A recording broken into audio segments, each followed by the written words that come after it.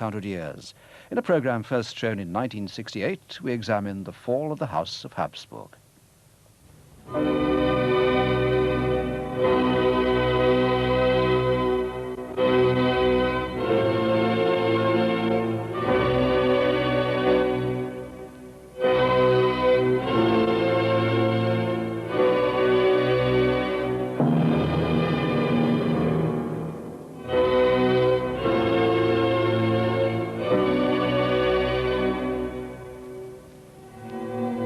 The year was 1916.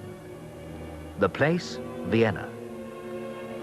It was the funeral of a great empire and of an age which had outlived its time. It was also the funeral of a man, 86 years old, who more than any other exemplified the spirit of that age, the Emperor Franz Joseph I.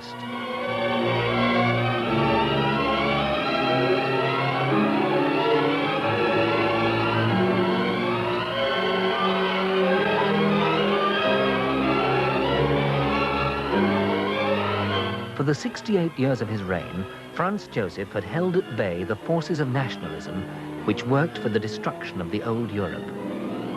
It was his final failure which unleashed the First World War. The new nation-states, which emerged in 1918 from the ruins of this old Europe, Czechoslovakia, Yugoslavia, Hungary and Poland, looked to the future with confidence and hope for a prouder and freer life. But a dangerous power vacuum had been created by the collapse of a strong unifying force. First Hitler, then Stalin moved in brutally to fill it. The most recent act in this unfolding tragedy is working itself out in Czechoslovakia today.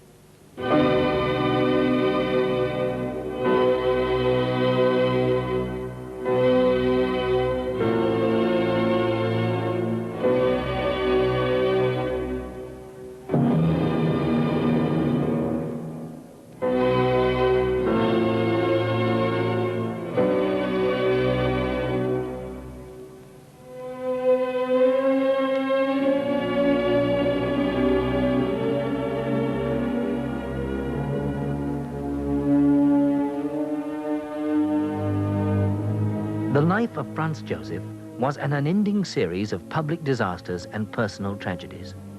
But his integrity and devotion to duty enabled him to hold his inheritance together for 68 years. The great Habsburg Empire, for centuries Europe's bastion against the Turks, was one of the pillars of the established order.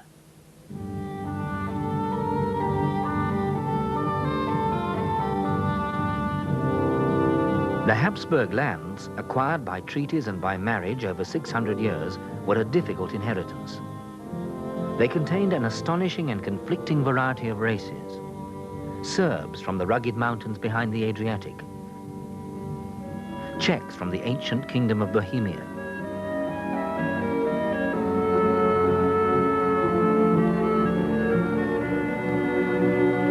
Poles, Slovenes, Croats, Magyars from the great Hungarian plain, Slovaks from the hills behind Bratislava, and through their midst, the great Danube waterway. The whole dominated by energetic and ambitious Germans from Austria itself. Hardest of all to manage were the rich provinces of northern Italy, Venetia and Lombardy.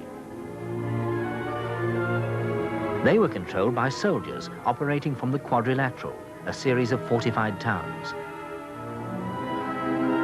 But in 1848, the year of revolutions throughout Europe, they were on fire. So too was Vienna. While the imperial family fled, the 18-year-old Franz Joseph proudly joined the army in their fight against the Italian rebels.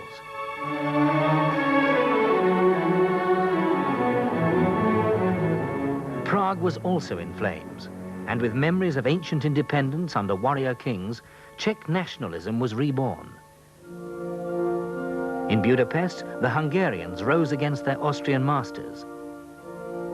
The ideas which had dawned with the French Revolution 60 years earlier were beginning to bear fruit, and all over the empire, men were alive with the dreams of freedom and a new national consciousness.